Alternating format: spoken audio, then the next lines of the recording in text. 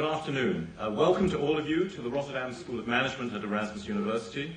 Thank you for coming to this event. It's a great pleasure to give a few remarks here.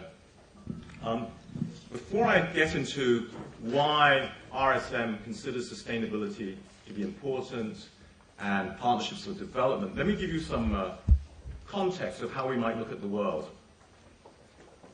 This great photograph, of course, illustrates the combination of both population and wealth. So it really does show the haves and the have-nots of this world. By the way, this photograph was not taken at the same time. Global warming isn't quite that bad.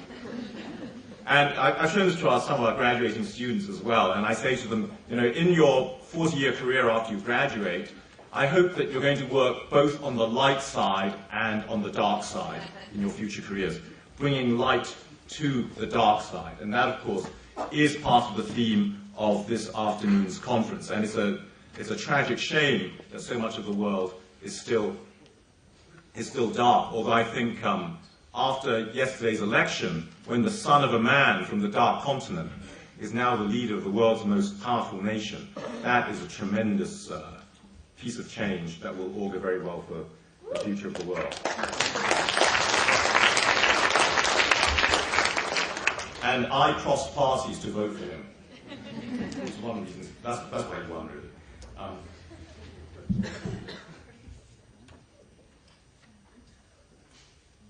Here's one way of looking at the world by population, which sort of reinforces the previous slide to some extent. Large populations in poor parts of the world. It also shows how important Europe still is, that Europe has large populations, the Netherlands has a relatively large population. But another view shows the wealth of the world. The Netherlands' GDP is greater than all of that of sub-Saharan Africa on this map. I mean, that is quite a statistic, but it's just much more powerful when you look at it visually. There is so much more to do. Someone has pointed out to me that the map of the United States looks like a fat balloon. Unfortunately, air is leaking from that rather quickly. And in fact, for the sake of the whole world, we want that air to stop leaking because it is the engine of economic growth around the world.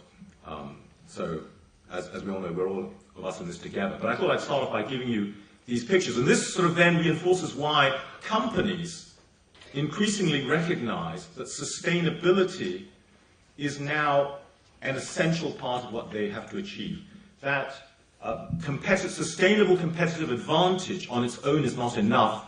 It has to be related to sustainability as well. And increasingly, their customers and suppliers are also looking to companies and their shareholders that they themselves are sustainable. You know, the classic triple line sustainability, economic, environmental, and societal. And indeed, multinational companies, whom I talk to regularly, are now taking this very seriously. And in the case of Tesco, we'll hear how one major multinational company does this. They really do now focus on this issue of sustainability. And in a sense, the central issue is how do they now manage to do good by doing well? And in some cases, they have to face up to the fact that sustainability actions hurt them in the short term, in terms of profit, but will benefit them in the long term. Or perhaps even some things that will hurt them even in the long term that they have to do for the sake of society.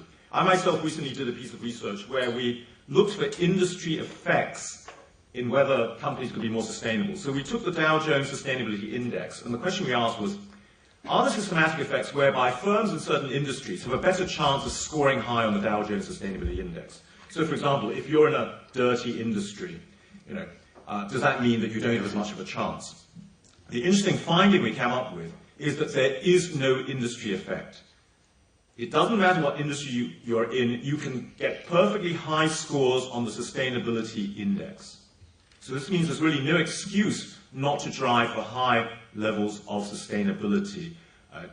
So it doesn't matter the nature of the industry you're in, whether you're in the fashion business or the mining business or petroleum. By the way, of course, we all know that these issues are extremely complex. A senior executive from BT recently told me that they discovered that people who work from home actually use more energy than people who commute. So these are tricky issues. Now let's look at the role of the business school. We often hear criticisms of business schools, and one of the classic ones is that business school students become societally less involved at the end of their studies than at the start of their studies. There's been a similar study that showed that students who study economics become more selfish as well. Well, we know that's true. However, we like to think that Rotterdam School of Management is an exception. Our students end their courses more involved in society, and indeed, one of our teams won a prize for their sort of social impact efforts last year, competing with other business schools. And we have our own department of business society management that is especially dedicated to this aim. We have a required course in the MBA program and some other degree programs as well to learn about business society management. We also put that perspective into all the other courses as well, which is much more than nearly any other business school in the world. Lastly, let me highlight some of the partnerships that we're involved with at RSM. We were the first university in the Netherlands to subscribe to the Global Compact, which basically is a partnership between the United Nations, business, other organizations, and academia. We also have a partnership between, among 5 universities in the Netherlands that make up the Expert Center of Sustainable Business and Development Cooperation, which is one of the organizing parts of this lecture. The schools are Wageningen, Nijmegen, Amsterdam, Maastricht, and ourselves. We also have a partnership with the Institute for Social Studies to create substantial synergies between those interested in development and the business world and the business school. So we have many things that we're doing in terms of partnership that fit the theme of today. And sort of in closing, the organization of the Max Havelaar Lecture itself is a clear sign of the commitment of this business school to be a partner with society and to join in important discussions. So yes, we can make a change in the role of business in poverty alleviation and sustainable development, being a prime example of that. So to finish, to paraphrase Barack Obama, yes we can. Thank you very much.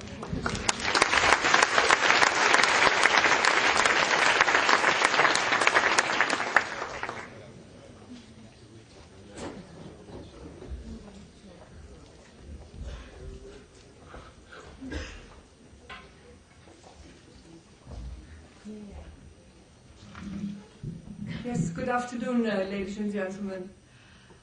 It's a pleasure and honor to welcome you both on behalf of the board of Max Havelaar, where I'm a member, and on behalf of Triodos Bank, where I'm managing director of international investments, and where we manage different funds, both in fair trade and microfinance. And this year's theme of Max Havelaar Lecture is Partnership for Development. And if one movement has excelled in introducing the concept of partnerships in social economic development, I think it's the fair trade movement. In essence, fair trade is about the development of open, transparent and long-standing trading partnerships between producers, traders and consumers. And in these partnerships, mutual interest in each other's development, transparency and trust are the guiding principles. And these principles are also key for Triodos Bank and the way we do business as a bank. We have a very basic banking model. We attract savings and we finance businesses and projects where both environmental and social values are embedded. Fair trade organizations are an example of this. And we, Rob said it already, we are not hit by the crisis. On the contrary, many people become our clients these days because of our transparency and because people know where their money is used. And this is important to an increasing group of people. Now, as a banker, you can't escape it these days. Let me briefly reflect on the reasons for the current crisis. And let's first go back to the role of money. Money used to be the lubricant of the real economy, a monetary unit, means or exchange to help ease transactions. But increasingly, in the last decades, people have tried to make money out of money, by speculation and by creating complex financial products with the promise of a high return that nobody understood anymore. Products where no real value was added, where risks were hidden, and where it was what was hidden then has now become clear to everybody. And the balance between the financial world and the real economy has been completely lost. And you know, that's a general rule in life. all systems in life are looking for balance. And if that balance isn't there, if it doesn't happen naturally, then we see a crisis. This is going to be restored to a crisis, and that's what we see happening today. Now, if you look at the driving force behind the disturbance of balance between the financial world and the real economy, you can say it's the overvaluation of the factor capital. In a healthy economy, there's a balance between the three production factors: labor, people, natural resources, and capital. And this balance is not there. Capital currently has been grossly overvalued. It's all about maximizing shareholder value. And I think in communist systems we've seen that the overvaluation of the factor labor doesn't work. Now we're seeing the failure of the system where the overvaluation of capital is no longer working. And I think this needs to change. Well, the word change again. We do need a paradigm shift in the way we do business. And I'm optimistic that the current crisis may lead to that change. And fair trade is actually an example of that. Fair trade is based on partnerships. Partnerships in the value chain between small producers in developing countries and consumers here in Europe. And we are part of that value chain with our Triodos Sustainable Trade Fund. This financial partnership is one of the key partnerships in the fair trade model. It's crucial that cooperatives have access to seasonal finance to bridge the period of harvest until they get paid by their buyers. And this is where we come in with Triodos Sustainable Trade Fund. And we can provide this type of finance because we work with partners as well. We work with development organizations here in the Netherlands like HIVOS and ICO, who are prepared to offer part of the guarantee for this type of finance.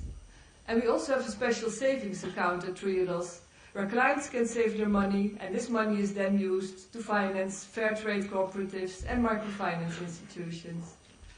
And we would like to welcome more of you with us to partner in increasing access to finance for fair trade producers and join this, I think, business model of the future.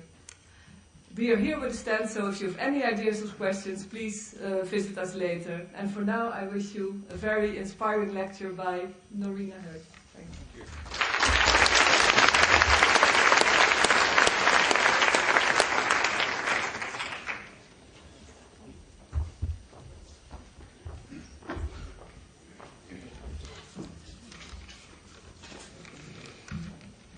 Good afternoon, ladies and gentlemen. I'm very proud to stand here in front of you at the second Max Havelaar lecture in the Netherlands. This lecture is aiming to offer structural means to enhance the deepening of discussion and knowledge around the role of companies and business society in the development of less developed regions in the world. Last year, when we organized the first edition of this lecture, we intended to make this an annual event, and I'm very happy again to stand here in front of you with a program that makes me, as director of the Max Havelaar Foundation, very proud, and with a set of partners that share the enthusiasm we feel for this event. This month, the Max Havelaar Foundation exists for 20 years. Over this length of time, a lot has been achieved. The lives of millions of people in developing countries have been influenced positively by the opportunities fair trade has offered them. Fair trade is aiming at poverty alleviation and empowerment through sustainable trade. This means that the three aspects of sustainability, people, planet and profit, are addressed, again, in balance. Cooperatives of small farmers in the south are required to grow their produce in an environmentally and socially responsible way, limiting to a minimum the use of pesticides, setting up a system for water management, investing in biodiversity, and securing good working conditions for employees. They're expected to organize democratically and decide on investments collectively. Unique elements of fair trade are the fair trade price the farmers receive, and that covers the costs of this sustainable production, and the fair trade premium for the cooperative. Producers decide themselves to invest this money in projects for education, business improvement, healthcare, and in general better living conditions. Many impact studies prove the benefits for development. And these benefits are growing rapidly each year. Max Havelaar was a Dutch initiative, but we have sister organizations now in 23 countries, a wide range of products, and sales are expected to amount to a value of €3 billion this year. But this has not been the only achievement of fair trade. In 1988, when we started, companies, and especially the big ones, the multinationals, would not accept any responsibility for the quality of life of the people working somewhere in the beginning of the supply chain of their products, or for the environmental impact of these products. Nowadays, as we saw before, almost all of these companies accept their corporate social responsibility and report on their impact and achievements. And I'm convinced that Max Havelaar and fair trade in general have played an important role in setting this agenda. Trade under fair trade conditions is not even 1% of the enormous flow of goods that travels around the world. Fair trade is a good and effective, though not the only means for development. The Max Havelaar Foundation wishes not only to increase the amount of fair trade sales, for which we're this week organizing the Fair Trade Week, that I can make some promotion for now for the second time, with a lot of publicity and promotions in more than 3,000 stores in the Netherlands. But we also wish to contribute to a broader vision and solution on the very important question of the unequal distribution of wealth in the world. Although we acknowledge that other factors are also necessary, we're convinced that trade is key for development. That's why we organize this lecture. That's why we're honored to present an impressive group of speakers to give their view on the subject and debate together from their respective backgrounds of science, business, NGO and government. The theme for this year's lecture is Partnerships for Development. This is a theme that lies at the very heart of our Max Havelaar Foundation. I remember that after my first 3 months of the job as a director, my main conclusion was that we're fully incapable of doing anything on our own. And still, as I mentioned before, the organization has achieved quite a lot in its 20 years of existence. Actually, there's only one reason for this success: finding the right partners. We don't sell or buy ourselves. We have no budgets for campaigning. We have no knowledge of roasting coffee, ripening bananas, or mixing delicious ice cream. We don't have shelf space or promotion positions. Neither do we have the capacity to assist our producers in the South on a daily basis or finance the trade. No. All the successes are achieved in partnership, and we therefore think that this is an interesting angle to look at opportunities for development through trade. For today's lecture, the Max Havelaar Foundation is also very pleased to have enthusiastic and very capable partners to organize the lecture with. The RSM Erasmus School of Management that tries to emphasize borderless business development in its broad line of curricula in both bachelor's, master's and executive education programs. EXCET, the Expert Center on Sustainable Business and Development Cooperation, that brings together the expertise in this field of the Maastricht School of Management, the Amsterdam Graduate Business School and the Rotterdam School of Management. And Triodos, the bank that has made a specialism of financing sustainable development and is the sponsor of this lecture. Ladies and gentlemen, I wish you a very interesting and enjoyable afternoon with the speakers and their debate, which, as you've seen, will be led by Professor Rob van Tulpen. Thank you very much.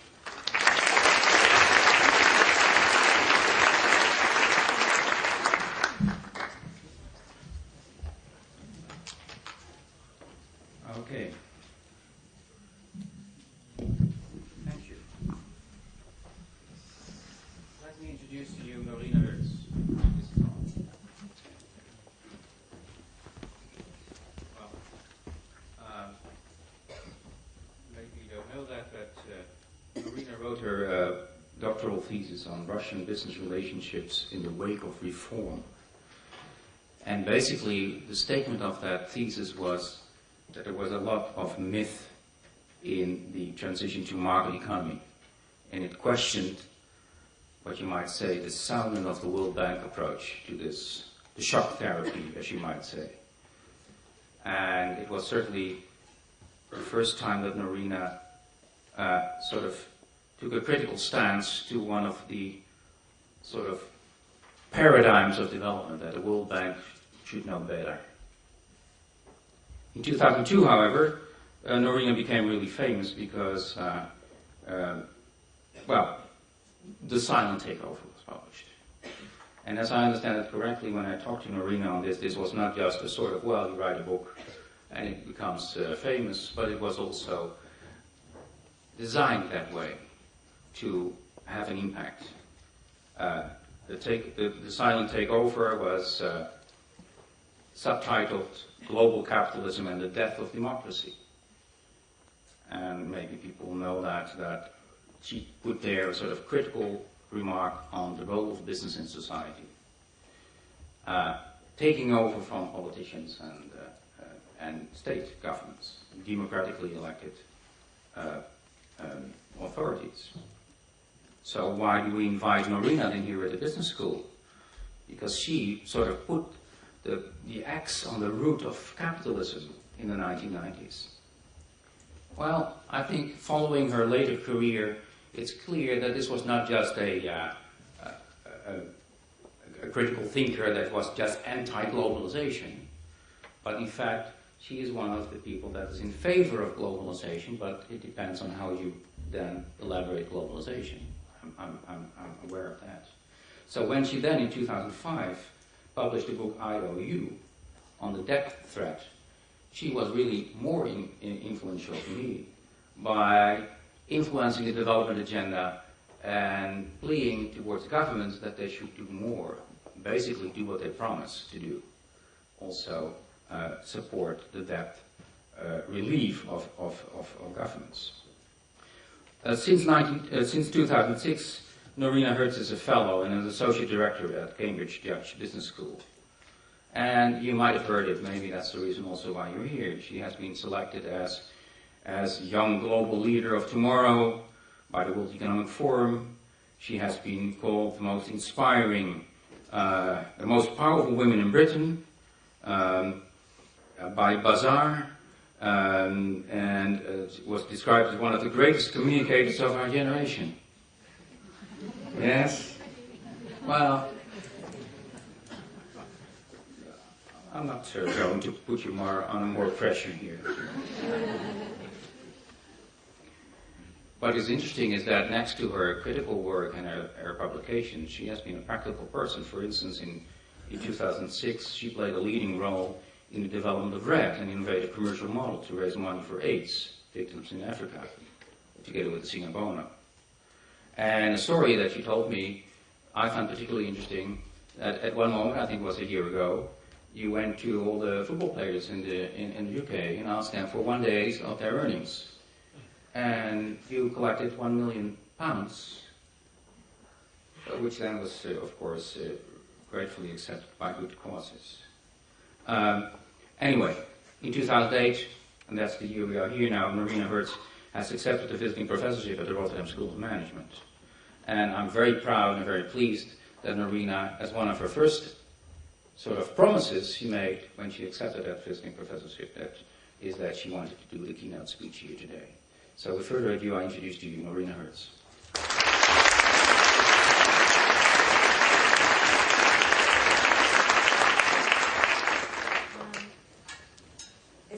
Is this mic working? Yes. Yeah, it's working. I have to begin with a confession to the program organisers. I'm really sorry, Rob, Cohn, Mary Lou, and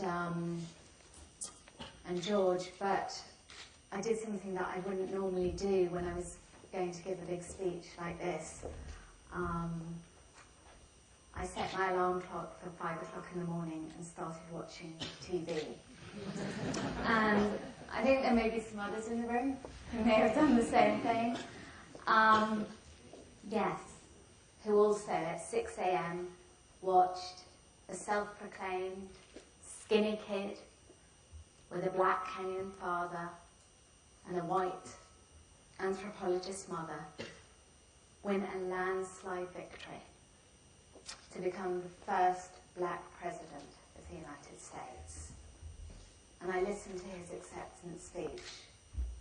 And as I listened to Barack Obama's inspiring speech and his message of hope and opportunity, I also really took in his explicit acknowledgement that this historic victory would never have happened were it not for the many millions of Americans, white, black, Hispanic, Native Americans, gay, not gay, disabled, able-bodied, male, female, old and young, who stood for many, many hours outside voting booths, the highest turnout in American history in recent times, because they would not accept a continuity with the past, because they had decided that they wanted a new direction for their country, because they had decided that they themselves would be the agents for change.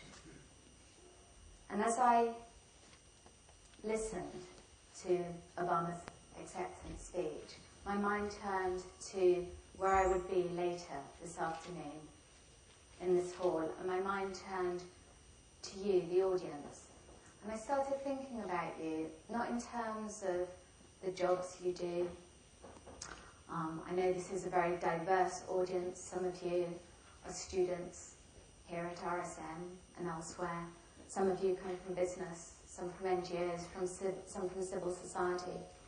But I wasn't thinking of you in those terms. I wasn't thinking of you in terms of your intelligence, your intellectual capabilities, your smarts, your engagement with these sorts of issues. But in terms of how each of you, individually and collectively, are able to change our world and our destiny. We are all Americans today.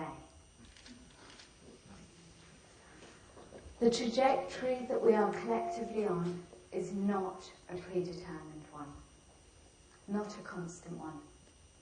It's a dynamic force that we ourselves can change and shape. And this world needs changing and needs reshaping, because the current trajectory is neither fair, nor just, nor safe, nor secure. Although the gains from globalization over the past few decades and technological advances have been great, vaccines exist that didn't before, medicines, immunizations, developments in telecoms mean that over 1 billion people have access to television, internet, mobile telephony that they didn't before. Over 2 billion people in China, India and elsewhere in Asia have seen their lives improve over the past few decades. The gains have not been adequately shared. In fact, the gap between the richest and the poorest is bigger than ever before in history. Vaccines exist, but millions of people do not have access to them. 1 billion people at the lowest end of society are experiencing not only economic stagnation, but their lives are perceptibly worse. In fact, it's such a stark contrast that if I had to sum up the world of today, I would say that it is a world of exclusion, a world of extremes, a world in which societal and environmental justice have become so decoupled from the global economy that last year the 400 richest Americans were able to earn the combined income of 161 million people in sub-Saharan Africa. A world in which 30,000 children die every single day from poverty-related diseases. And just to put that in some sort of perspective, it's as if one day everyone in Boxtel died, and then the next day everyone in Bussum died, and the next day everyone in Oldenzaal died, and the next day everyone in Snakes died, and the world did nothing. A world in which we are destroying our environment, watching our ice caps melt, watching sea levels rise, something surely of concern here in the Netherlands, and yet sleepwalking into our future. I want to ask a question of you in this room. Who in this room feels that their life